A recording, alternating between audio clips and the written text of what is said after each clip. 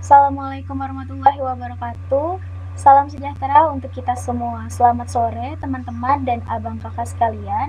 Perkenalkan, nama saya Netia Mausnia. Saya dari Ilmu Kelautan Angkatan 2020 dengan NIM 08051382025070 dan saya dari kelas B. Di sini saya akan menjelaskan beberapa materi tentang Python yang telah dilaksanakan pada praktikum komputasi kelautan.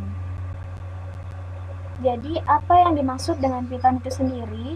Python itu adalah bahasa pengkodean untuk tujuan umum, dapat digunakan untuk jenis pemrograman dan juga pengembangan perangkat lunak selain dari pengembangan web. Python juga dapat diartikan sebagai bahasa pemrograman yang interpretatif yang dapat digunakan di berbagai platform dengan filosofi perancangan yang berfokus pada tingkat keterbacaan kode dan merupakan salah satu bahasa populer yang berkaitan dengan data science, machine learning, dan juga Internet of Things atau IoT. Python ini sendiri dapat digunakan untuk pengembangan aplikasi web dan cellular backend atau CC server. Yang kedua, pengembangan aplikasi atau perangkat lunak untuk desktop. Yang ketiga yaitu memproses data besar dan melakukan perhitungan matematis. Dan yang terakhir, dapat digunakan untuk menulis script sistem, membuat instruksi yang memberitahu sistem komputer untuk melakukan sesuatu. Masuk ke instruksi yang paling sederhana pada Python, yaitu adalah print pagi Yanetia. Kenapa ini disebut sederhana? Karena dapat menampilkan angka ataupun teks yang ada pada layar. Di sini saya menggunakan kode print spasi buka kurung dan tanda kutip pagi spasi Anetia, kemudian tanda kutip lagi dan juga tanda kurung. Dan yang kedua ini saya memakai hello spasi sama dengan, kemudian tanda kutip hello Anetia, kemudian print tutup kurung hello. Kita juga dapat mencetak string dan variabel dalam satu statement yang dapat menggunakan penghubung plus. Seperti yang ada pada layar, saya menggunakan nama sama dengan Anetia, kemudian print buka kurung kutip halo, koma pagi tutup kurung plus kutip Anetia, kemudian dapat dijalankan, maka hasilnya akan seperti ini. Berbeda dengan JavaScript, jika JavaScript ini membutuhkan banyak baris untuk memunculkan satu kalimat seperti ini. Jadi, pada aplikasi Python ini lebih mudah dan juga mudah untuk dipahami. Instruksi selanjutnya adalah komentar. Komentar ataupun komen adalah kode di dalam script Python yang tidak dieksekusi atau tidak dijalankan oleh mesin. Jadi komentar ini hanya digunakan untuk menandai ataupun memberikan keterangan tertulis pada script. Komentar ini biasa digunakan untuk membiarkan orang lain memahami apa yang dilakukan oleh script, ataupun untuk mengingatkan kepada seorang programmer jika suatu saat kembali mengedit script tersebut.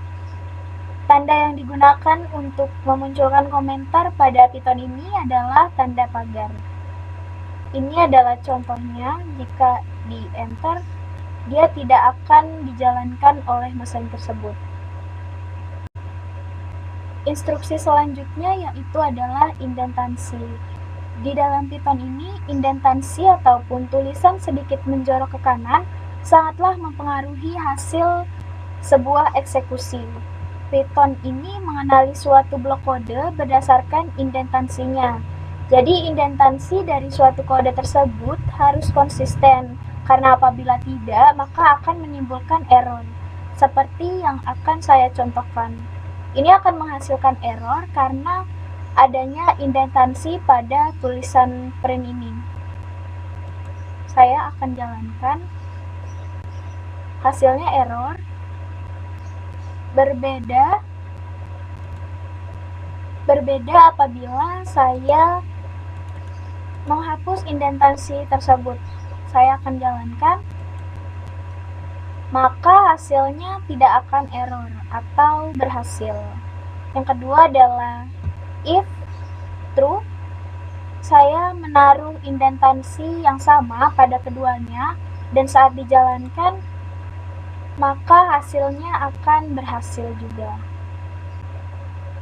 Instruksi selanjutnya yaitu variabel. Variabel ini adalah lokasi memori yang dicadangkan untuk menyimpan nilai-nilai.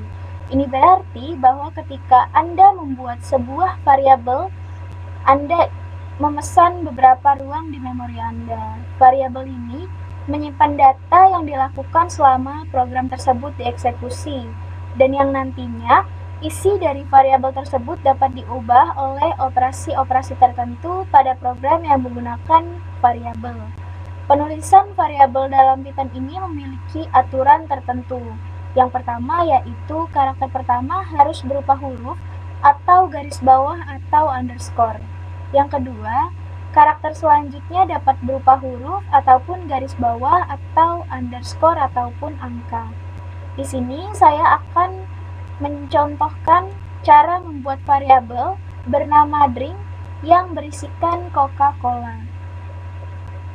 Jadi di sini kodenya yaitu drink spasi sama dengan spasi tanda kutip Coca-Cola, kemudian print buka kurung drink. Lalu saya akan jalankan sel ini, maka hasilnya akan Coca-Cola. Selanjutnya yaitu ada tipe data. Data types atau tipe data ini adalah sebuah pengklasifikasian data berdasarkan jenis data tersebut. Tipe data dibutuhkan agar kompiler dapat mengetahui bagaimana sebuah data yang akan digunakan. Tipe data ini terbagi menjadi beberapa macam, diantaranya adalah string yang dapat disingkat str, yang kedua ada integer yang dapat disingkat int, dan yang terakhir adalah list dapat disingkat list. Di sini saya menggunakan contoh string. String ini tipe data yang memuat sebuah atau sekumpulan karakter. Jadi tipe data string ini ditandai dengan tanda petik atau tanda petik ganda yang mengapit sebuah atau sekumpulan karakter tersebut. Contohnya yaitu adalah drink sama dengan Coca-Cola. Dan yang kedua adalah tipe data integer. Tipe data integer ini adalah tipe data yang dipakai untuk menampung angka bulat positif maupun negatif, seperti 1, 99, dan juga minus 463. Selanjutnya adalah tipe data list. Tipe data list ini adalah tipe data koleksi yang bersifat ordered ataupun terurut dan juga bersifat changeable atau bisa diubah.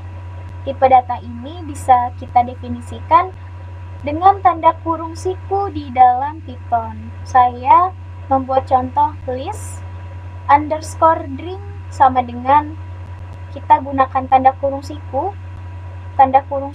petik Starbucks, spasi petik Coca-Cola. Kemudian jangan lupa gunakan tanda kurung kembali. Kemudian kita bisa menggunakan perintah print atau dalam kurung untuk melihat isi dari semua list tersebut. Jadi baik secara menyeluruh maupun sebagian. Contohnya yaitu print buka kurung petik list underscore drink, kemudian petik list underscore drink. Kemudian saya akan menjalankan sel tersebut. Hasilnya adalah list drink sama dengan Starbucks, Coca-Cola. Data selanjutnya yaitu adalah operator. Operator ini adalah instruksi yang diberikan untuk mendapatkan hasil dari proses tersebut. Jadi operator dalam Python ini adalah simbol khusus yang berfungsi untuk menjalankan suatu operasi tertentu, baik operasi aritmatika maupun operasi logika. Beberapa operator numerik yang dapat digunakan yaitu adalah tanda tambah, kemudian tanda kurang, tanda bintang ini berarti dikali, tanda garis miring ini berarti dibagi, dan tanda persen ini berarti sisa bagi. Tanda 2 bintang ini berarti pangkat, dan tanda 2 garis miring ini artinya pembulatan bagi. Di sini saya menggunakan contoh print dalam kurung 13 bintang 13 tutup kurung. Jadi artinya ini adalah 13 dikali dengan 13.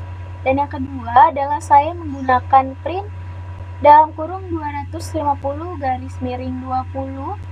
Ini berarti adalah 250 dibagi 20. Dan yang terakhir, ini adalah print dalam kurung 50.000 dikurangi 2.500. Artinya yaitu 50.000 dikurang 2.500. Kemudian saya akan menjalankan sel tersebut. Didapatkan hasilnya yaitu 13 dikali 13 hasilnya 169.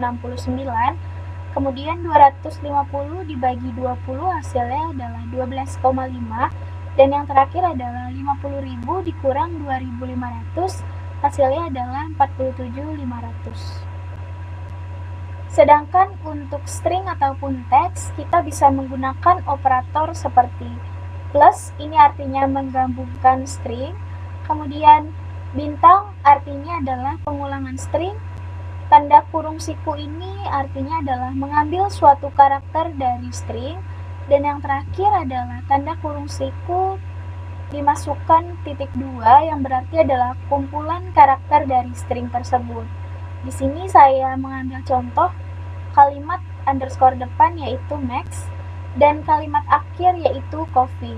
Kemudian saya membuat kode print buka kurung kalimat underscore depan menggunakan tanda tambah karena kita akan menggabungkan teks dengan kalimat akhir. Jadinya yaitu max coffee. Yang kedua yaitu adalah print kalimat depan. Saya akan mengulang kalimat tersebut sebanyak 5 kali, maka hasilnya nanti akan max, max, max, max, max. Kemudian yang ketiga, saya menggunakan kode print kalimat akhir. Saya menggunakan kurung siku, artinya adalah mengambil suatu karakter dari kalimat akhir tersebut. Hasilnya yaitu huruf F dari kata coffee berada pada urutan ketiga. Dan yang terakhir, saya menggunakan kode print dalam kurung kalimat depan ditambah kutip, ditambah kalimat akhir, ditambah kutip, ditambah kalimat depan. Nanti akan jadi max, coffee, max. Saya akan coba jalankan. Maka hasilnya seperti ini. Yang pertama ada max coffee, yang kedua pengulangan 5 kali yaitu max, max, max, max, max. Dan yang ketiga adalah kalimat akhir ketiga yaitu F. Dan yang terakhir adalah kalimat depan ditambah kalimat akhir ditambah kalimat depan. Jadi max, coffee, max. Instruksi selanjutnya yaitu condition. Operator kondisional Python ataupun pernyataan kondisional dalam bahasa pemrograman Python untuk melakukan perhitungan ataupun sebuah tindakan yang berbeda bergantung pada apakah batasan boolean tertentu mengevaluasi benar ataupun salah. Jadi Python ini menggunakan logik ataupun boolean untuk mengevaluasi suatu kondisi. Boolean ini sendiri adalah suatu tipe data yang berisikan true ataupun false. Di sini saya menggunakan contoh yaitu X sama dengan 30 dan juga Y sama dengan 70. Saya memasukkan kode print dalam kurung X lebih kecil 50, yang berarti adalah pengecekan apakah X lebih kecil dari 50. Yang kedua, saya menggunakan print Y lebih besar atau sama dengan 40. Selanjutnya, saya menggunakan print dalam kurung X lebih besar sama dengan 50 dan Y sama dengan 40, artinya yaitu penggunaan logik menggunakan operator AND. Artinya apakah X ini lebih besar dari 50 dan Y apakah sama dengan 40. Selanjutnya yaitu adalah print X sama dengan 10 atau Y lebih kecil dari 10. Jadi ini menggunakan kedua logik penggabungan dengan menggunakan operator OR. Kemudian saya akan jalankan.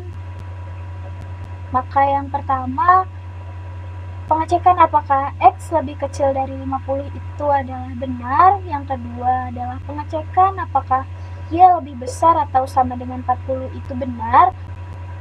Contoh selanjutnya yaitu saya menggunakan operator AND dan OR. Jadi boolean ini mengizinkan pembuatan ekspresi boolean yang kompleks.